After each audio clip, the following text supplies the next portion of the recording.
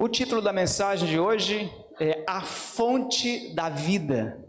E eu quero convidar você a estudarmos sobre essa fonte maravilhosa.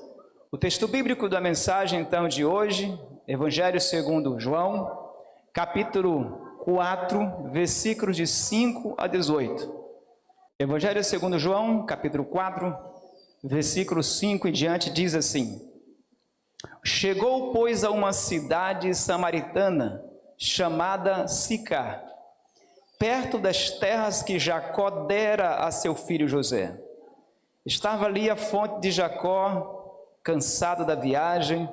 Assentara-se Jesus junto à fonte, por volta da hora sexta. Nisto veio uma mulher samaritana tirar água. Disse-lhe Jesus: Dá-me de beber. Pois seus discípulos tinham ido à cidade para comprar alimentos. Então lhe disse a mulher samaritana: Como, sendo tu judeu, pedes de beber a mim, que sou mulher samaritana? Porque os judeus não se dão com os samaritanos. Replicou-lhe Jesus: Se conheceras o dom de Deus, e quem é que te pede, dá-me de beber, tu lhe pedirias, e ele lhe daria água viva. Respondeu-lhe ela: Senhor, tu não tens com que tirar, e o poço é fundo. Onde, pois, tens a água viva? És tu, porventura, maior do que Jacó, o nosso pai, que nos deu o poço, do qual ele mesmo bebeu, e bem assim seus filhos e seu gado? Afirmou-lhe Jesus: Quem beber desta água tornará a ter sede. Aquele, porém, que beber da água que eu lhe der, nunca mais terá sede. Pelo contrário, a água que eu lhe der será nele uma fonte a jorrar para a vida eterna. Disse-lhe a mulher: Senhor, dá-me dessa água, para que eu não mais tenha sede, nem precise vir aqui buscá-la. Disse-lhe Jesus: Vai, chama teu marido e vem cá. Ao que lhe respondeu a mulher: Não tenho marido. Replicou-lhe Jesus: Bem disseste, não tenho marido, porque 5 maridos já tiveste, e esse que agora tens não é teu marido. Isto disseste com verdade. O encontro de Jesus com a samaritana é um encontro assim especial, que nos traz algumas lições que eu quero partilhar nessa manhã com vocês. Jesus é dito no verso 6 que ele estava cansado. E ali, por volta do meio-dia, se assentou junto ao poço que Jacó havia cavado com seus servos, para poder aguardar uma pessoa especial. Eu gosto de saber que nós temos um Deus que sente o que a gente sente, que sentiu o que você está sentindo. Seria muito estranho um Deus que não soubesse o que é cansaço, que não soubesse o que é dor, que não soubesse o que é saudade. Seria muito estranho conversar com Deus que não sabe o que é estar angustiado, o que não sabe o que é chorar, o que não sabe o que é sentir, o que nós sentimos como pessoas. Então é muito bom saber que você tem um Deus que entende cada sentimento, que sabe o que é sofrer, o que nós sofremos.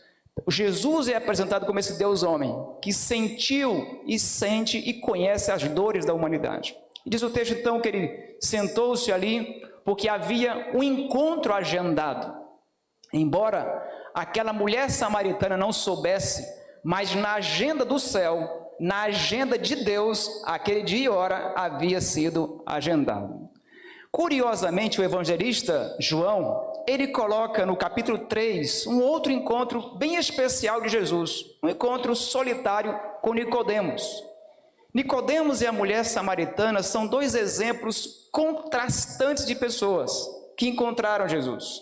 Nicodemos, um homem judeu, a mulher samaritana, Nicodemos rico, essa mulher pobre. Nicodemos, um homem com muita cultura de letramento, um homem conhecido da lei. Essa mulher, até certo ponto, inculta. Nicodemos, um homem aparentemente de conduta moral ilibada, esta mulher de uma conduta imoral. Há outros contrastes que você pode encontrar, mas há um ponto em comum entre os dois. Os dois precisavam de Jesus. Os dois precisavam de salvação. E Jesus vem ao encontro dessa mulher. Como sempre, a salvação é dado o primeiro passo, os primeiros passos são dados por Jesus. Esta mulher é dito que vem ao meio-dia buscar água. Qual é a mulher que com a saúde bem vai buscar água meio-dia para preparar uma refeição? A menos que seja já o jantar, né? Mas ela vem meio-dia, porque era um horário incomum, era um horário que ela tinha segurança de que estaria sozinha no poço. Ela veio naquele horário porque ela não estava a fim de falar, de conversar com ninguém. A sua conduta, a sua reputação, eu diria assim, era conhecida na cidade. Ela não era bem falada. Então ela entendeu que não encontrar ninguém naquele momento, naquele horário, aquele horário era o mais apropriado para ela. O que ela não sabia é que alguém, o mais importante, já esperava por ela. Eu acho bonito como Jesus, ele para dar atenção a uma única pessoa. E Nicodemos foi assim também. E para o auditório de uma única pessoa, ele se esforçava ao máximo para atender tudo o que a pessoa precisava. Em São João 3,16, que é conhecido como um verso assim que quase todo mundo sabe, se não todos conhecem, porque Deus amou o mundo de tal maneira que deu seu Filho unigênito para que todo aquele que nele crê não pereça, mas tenha a vida eterna. Essa é uma passagem que Jesus pregou para uma única pessoa. Esse encontro em Samaria, Jesus veio para salvar, a princípio, uma pessoa. Então, quando eu vejo alguém dizendo, não vou começar o culto porque só tem uma pessoa, não vou começar a escola sabatina na hora certa porque tem poucas pessoas, talvez essas pessoas não tenham parado para pensar, que elas estão se achando mais do que Jesus. Porque se Jesus começava e fazia bem feito para uma pessoa, por que você e eu não podemos então fazer bem feito, ainda que uma pessoa esteja presente? Isso é valorizar a pessoa. Jesus sabe valorizar. Jesus olha para todos nós e vê como igreja, mas ele nos ama individualmente como pessoa. E ele faria tudo de novo se fosse preciso para salvar, ainda que fosse uma única pessoa. No versículo 7, Jesus ele se aproxima desta mulher com um pedido. Ele pede de beber. No Oriente em especial, em que a água é bem escassa, dar de beber a um sedento é praticamente uma obrigação sagrada para aqueles povos. Então Jesus ele faz um pedido que teoricamente ninguém rejeitaria. Jesus ele pede água.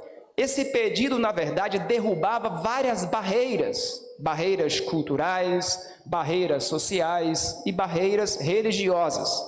Exemplo, não se podia falar em público com uma mulher. Um rabino, por exemplo, nem com a esposa dele poderia falar em público. Um judeu falar com um samaritano, algo totalmente fora de cogitação, havia muita hostilidade entre eles. Jesus falar sozinho com uma mulher de reputação duvidosa, no mínimo ele colocava em risco a sua própria reputação. Havia entre outros costumes, outras barreiras que Jesus foi derrubando, porque eram apenas preconceitos. A gente não negocia princípios da palavra de Deus, mas costumes, preconceitos precisam ser analisados. Jesus faz uma ponte de contato com aquela mulher. Verdadeiros cristãos não colocam muros, não colocam barreiras para tentar separá-los de outras pessoas. Verdadeiros cristãos não se julgam superiores aos demais. Ainda que você saiba que a pessoa tem uma opção sexual errada, ou ainda que você saiba que ela tem uma profissão que você considera degradante, ainda que você ache que é uma pessoa que não tem a cultura que você gostaria, mas nada nos dá o direito de pensar que somos humanamente superior a nenhuma outra pessoa. Jesus ele chega no nível daquela mulher para ajudá-la a elevá-la ao nível que ele estava. Nós não podemos achar-nos, porque isso sempre cria dificuldades. Nosso papel não é levantar muros, mas estender pontes, e é o que ele faz. Aquela mulher, inclusive, Jesus a aborda da maneira que ela compreenderia a abordagem. Para Nicodemos, Jesus fala em nascer de novo, era um homem já velho. Para aquela mulher, ele fala em água, porque ela veio buscar água no poço. A verdade nunca será relativa, porque se a verdade for relativa, não é mais verdade.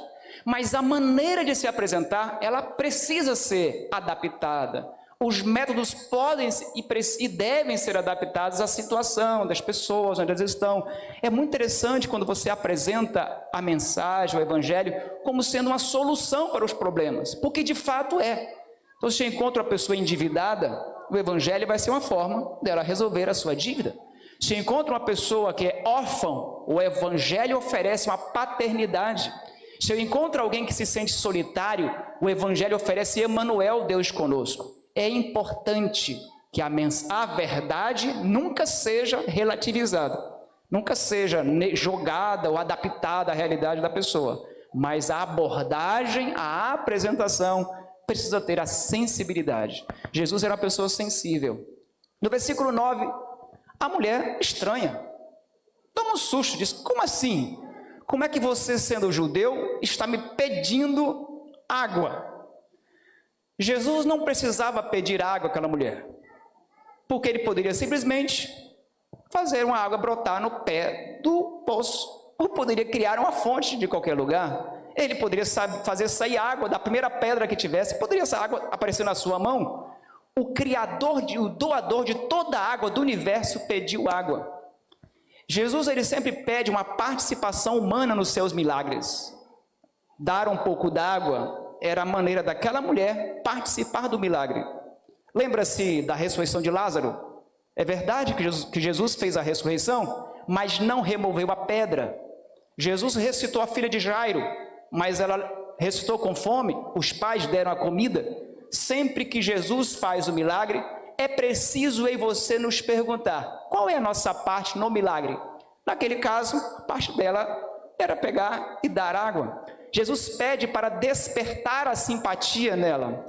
Se Jesus já chegasse dizendo: você é uma pecadora, eu já ouvi falar de você, a sua reputação, automaticamente fecharia o coração dela, afugentaria.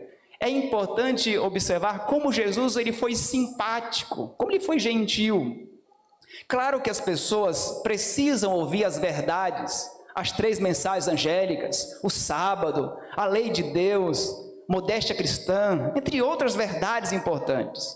Mas a embalagem dessas verdades precisa vir muito bem embalada com simpatia, com respeito, com cortesia.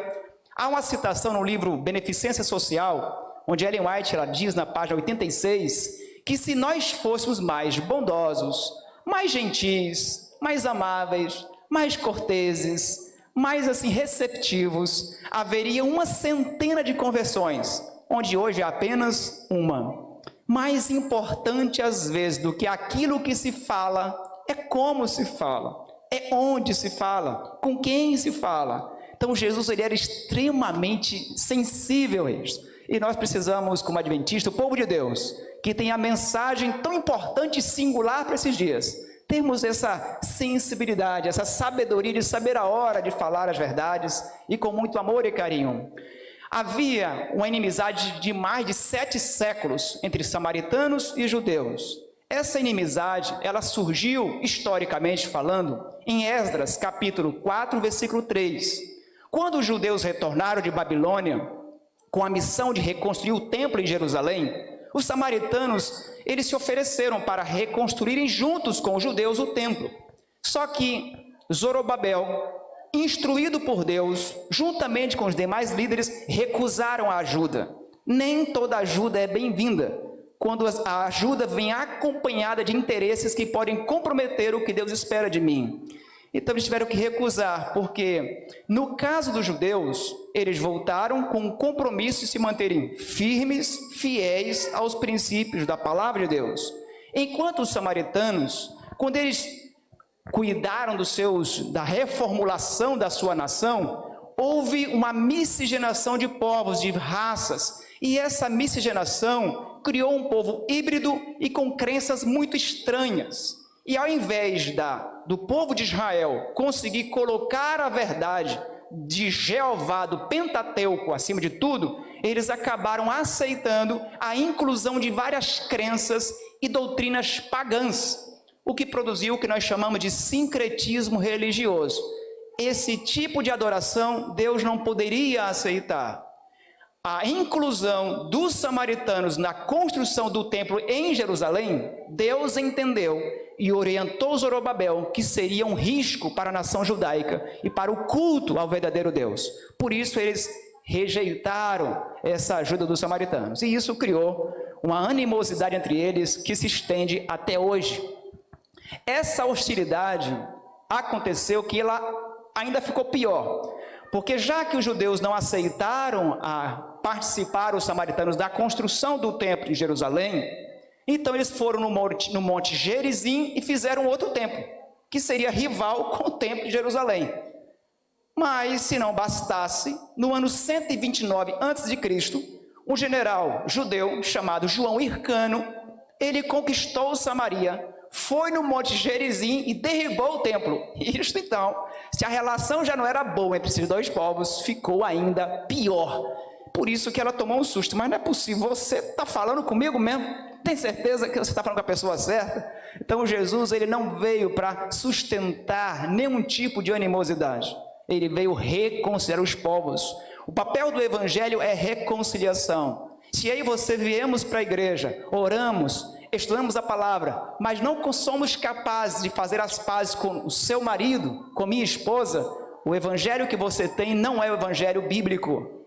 Se eu sou uma pessoa que tem uma relação pessoal com Cristo, mas não consigo pedir perdão a quem precisa, por mais desagradável que o seja, então o evangelho que eu tenho não é o evangelho de Cristo da reconciliação. No versículo 14, Jesus diz assim, olha, a água que eu vou te dar, ela é muito superior à água que você veio buscar. Sempre que nós vamos a Deus e pedimos algo a Ele, Ele sempre dará muito mais do que pedimos ou pensamos. A água que eu vou te dar, disse Jesus, vai criar em você uma fonte que vai jorrar. Jorrar aqui significa abundância, atividade. Você não vai sentir mais a sede que você está sentindo. Quando ele fala esta passagem, ele apresenta o evangelho como algo espetacular, único. Quando nós vamos pregar às pessoas, a gente precisa ter uma noção da importância do que é levar o evangelho. Às vezes eu tenho a sensação de que algumas pessoas, algumas duplas missionárias, alguns irmãos em Cristo, quando vão falar de Jesus, eles falam do evangelho como se fosse uma coisa muito pesada. Às vezes falam do evangelho como sendo assim, muito destacando os desafios. O caminho é estreito, a cruz é pesada, a obediência é algo difícil demais, o sábado liberar. Então ele começa a criar muitas barreiras. Quando você vê um cristão que, ao dar um estudo bíblico ou visitar alguém para motivá-lo ao batismo, ou motivá-lo à vida cristã, e a pessoa começa a colocar dificuldades, pode ser que ela não tenha compreendido ainda o que de fato é o evangelho.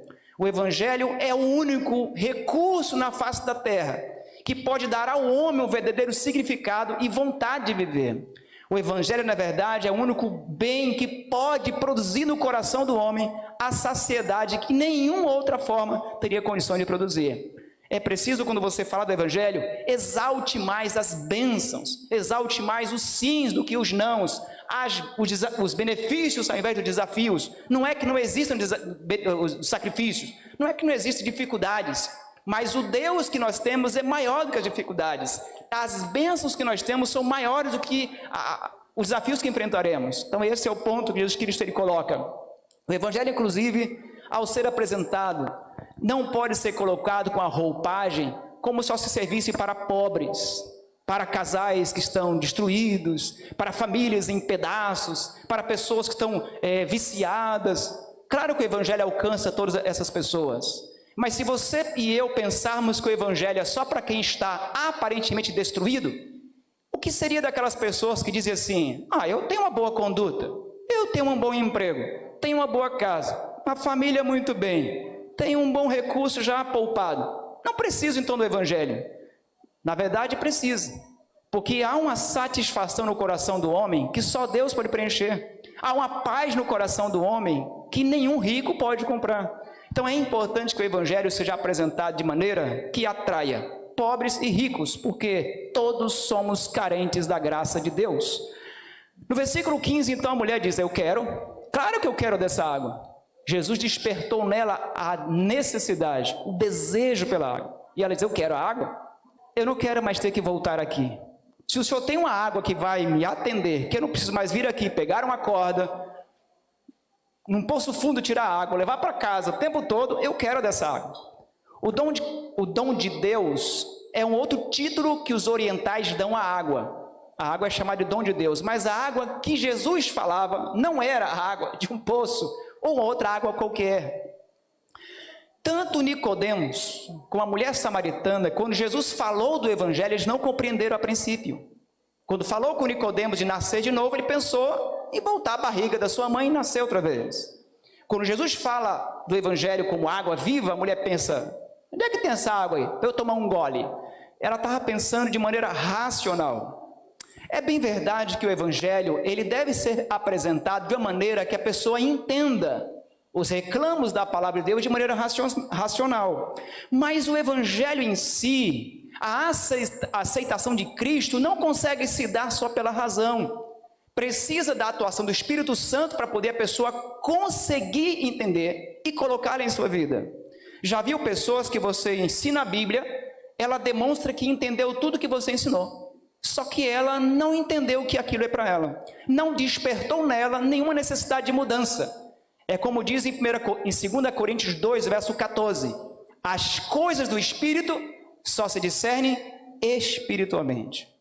Se eu e você lermos a Bíblia e não despertar em nós um desejo, se a Bíblia não tem trazido respostas para as suas necessidades, para as minhas necessidades, é porque talvez esteja faltando a atuação direta do Espírito Santo. Porque o evangelho só tem atração de verdade se for pelo Espírito. Só vale a pena ser cristão de verdade se você tiver o Espírito Santo atuando em você.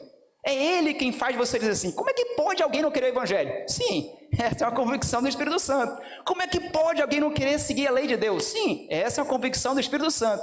Tudo no Espírito só se discerne espiritualmente. Ainda nessa passagem, o versículo 18, Jesus agora chega ao ponto de finalmente confrontar aquela mulher a respeito de algo na sua vida que precisava ser mudado. Agora que tinha atraído a sua atenção, despertado nela o desejo e a convicção de que ele era o Filho de Deus, agora sim ela é confrontada com a sua realidade. Eu acho essa maneira de Cristo muito inteligente, porque algumas pessoas acham que quando você fala do evangelho, você nunca pode incomodar o que está ouvindo. Que quando você fala do evangelho para um aluno, você nunca pode confrontá-lo. Esta é uma forma errada de pensar do evangelho. O evangelho deve em algum momento me incomodar. Se todos os sermões que eu pregar nessa igreja servir só para afagar você, então eu preciso ser pregador em outro lugar. A mensagem precisa em algum momento incomodar o ouvinte, precisa em algum momento confrontar você. O evangelho precisa confrontar o pecador com o pecado.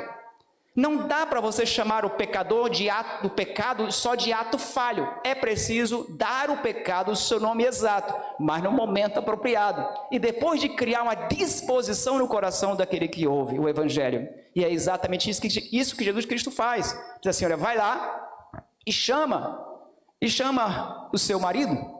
Ele diz: eu não tenho marido. É verdade, você não tem marido. Você teve 5, mas agora você tem um amante. Embora vivamos numa sociedade hoje em que é tido como moderna, em que o casamento passado no papel, para muitos seja considerado algo de nenhuma relevância ou de pouca importância, nós entendemos que ele é importante sim. Jesus diferencia a relação de mora junto e a relação de casamento. Ele coloca que o homem que ela vivia não era o marido dela. E ela então entende isso aí. Ela entende que a sua vida precisava de mudança, precisava de ser algo diferente do que ela estava buscando, porque a busca dela não estava encontrando o que ela procurava. Só o Evangelho conseguia dar a satisfação do que ela estava precisando. Ela talvez tivesse procurado em casamentos uma satisfação que ninguém consegue encontrar. Há uma passagem em Eclesiastes 3, versículo 11, que Deus colocou no coração do homem uma necessidade de eternidade. Irmãos, só a eternidade, só Deus consegue preencher aqui dentro do seu coração e do meu essa necessidade. Você pode ter vários casamentos se você quiser, você pode ter vários diplomas, você pode acumular dinheiro, você pode ter todas as aventuras possíveis da sua vida, mas há uma necessidade, há um vazio no nosso coração, há uma paz, há uma saciedade que só Jesus consegue atender. Ela entendeu que não iria encontrar em nenhum outro lugar. Ali então, reconhecendo o seu pecado, entendendo que precisava de um Salvador, agora sabendo que tinha uma vida para ser corrigida, admitindo que precisava de ajuda, agora estava pronto para ser socorrida. Só um perdido consegue entender a necessidade de ser encontrado de um Salvador. Só quando eu e você reconhecemos nossos pecados, só quando eu e você nos confrontamos com a nossa vida pecaminosa e pedimos misericórdia, só nesse momento é que a graça consegue finalmente nos alcançar. Agora, com a sua vida atendida, com a sua sede saciada, diz que ela deixou o cântaro, ela veio buscar água, ela trouxe o cântaro e deixou o cântaro, deixou a água, porque a sua maior necessidade tinha sido atendida. A maior necessidade do homem, da mulher, é de Deus. E ali, depois desse encontro com Cristo, ela entendeu que fazer a vontade de Deus, isso supera todas as demais necessidades. O próprio Jesus afirma em João 4,34, que a fome dele e a sede dele era saciada em fazer a vontade de Deus. Quer saber como saciar sua fome? Como saciar sua sede? Só tem um jeito: fazendo a vontade de Deus. Nem fazer sua própria vontade trará a saciedade que você precisa. Não adianta, como a criança caprichosa, só vou orar se me der vontade, só vou para a igreja se me der vontade. Você não é menino malcriado, você não é criança malcriada. Não estamos aqui para fazer nossa vontade, somente para fazer a vontade de Deus. Quando fazemos a vontade de Deus, finalmente o coração consegue encontrar a satisfação procurada. No verso 41, muitos creram. Ela vai imediatamente para a cidade. Quem encontra com Cristo tem pressa para falar de Cristo. Quem não tem pressa para falar de Cristo é porque talvez nunca tenha encontrado com Cristo. Se você não sente vontade de falar de Jesus, é porque talvez o seu encontro não esteja acontecendo com Jesus. Talvez o encontro só com a Bíblia, mas com o autor da Bíblia você esteja distante. Todo aquele que encontra Cristo, ele não só fala de Cristo, ele tem pressa. A mulher agora, que era uma mulher perdida, não era mais uma mulher perdida, era uma mulher poderosa, era uma mulher missionária, era um evangelista. Deus transformou de uma mulher de má reputação numa mulher agora evangelizadora. É incrível como o poder da palavra transforma pessoas de aparentemente insignificantes em verdadeiros heróis na história do evangelho. Jesus, ele mostra também que a atividade, o envolvimento em salvar outros, é a única forma de uma pessoa crescer espiritualmente. Há uma mensagem no livro Serviço Cristão, na página 73, que diz que a igreja que trabalha é uma igreja viva. O crente que trabalha, que fala de Cristo, é um crente vivo. A igreja que não trabalha é uma igreja morta. O irmão que não aprende a falar de Jesus é porque ele não encontrou com Jesus, talvez, e ele está morto ou morrendo. A atividade da vida cristã, livro Caminho a Cristo, página 80, diz que falar de Cristo, envolver-se em atividade de salvar outra pessoa, é a única forma de você sobreviver espiritualmente. Estamos falando de sobrevivência espiritual. Para concluir a mensagem, eu quero destacar uma citação que está no livro Desejado de Todas as Nações, quando comenta desse encontro de Jesus com a samaritana. O livro diz o seguinte, na página 102: todo verdadeiro discípulo nasce no reino de Deus como um missionário. A evidência mais clara de um discípulo, que alguém está seguindo a Cristo, tendo uma relação pessoal com Cristo, uma modificação com Cristo, é que ele quer falar de Cristo. E diz mais: aquele que bebe da água da fonte torna-se uma fonte de vida. Deus chamou você e eu para sermos não só para bebermos da água que é Ele. Deus chamou eu e você para sermos uma fonte de alegria, de esperança para outras pessoas. Descubra o prazer não só de pegar um pouquinho de água num poço de água parada. Descubra o prazer de ser uma fonte de águas que jorram constantemente. Eu quero desafiar você a ser um missionário, uma missionária na sua casa, no centro dos seus amigos, na sua família, nas suas relações comerciais, no seu dia a dia.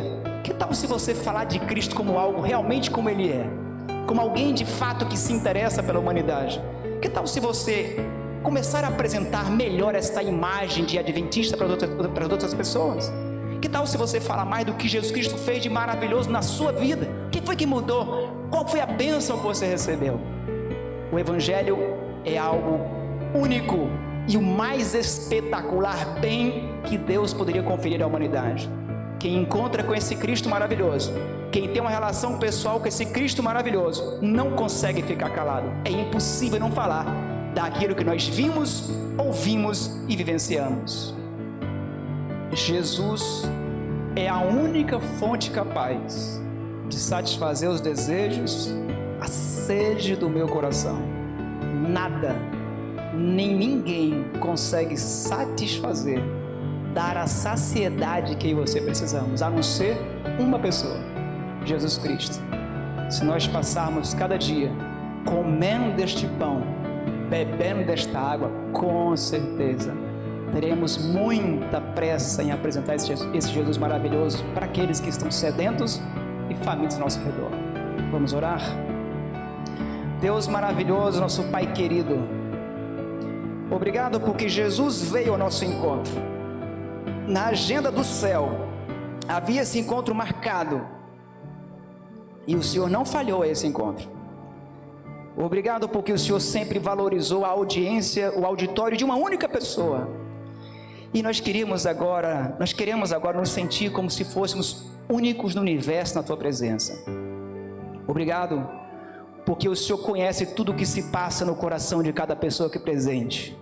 O Senhor sabia da vida sem sentido, da triste busca daquela mulher. Por isso que o Senhor veio ajudá-la, o Senhor veio encontrá-la. Ela só queria uma água para matar a sede por algumas horas. O Senhor ofereceu a água viva que sacia por toda a eternidade. Obrigado porque essa fonte acabou de jorrar nessa manhã.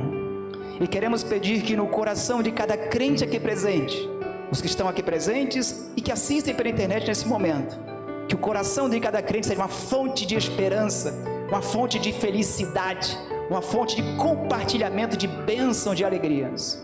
Nos ajude a apresentarmos o Evangelho exatamente como ele é, a única forma que existe de trazer saciedade para o coração do homem. Sejam pobres, sejam ricos, todos precisamos da infinita graça e misericórdia que emana do trono do reino do céu. Pai Santo, continue conosco em cada dia da nossa vida. Faça de cada casa, de cada coração, uma fonte que jorre para a vida eterna. É o que nós te pedimos, te agradecemos em nome e por amor de Jesus. Amém.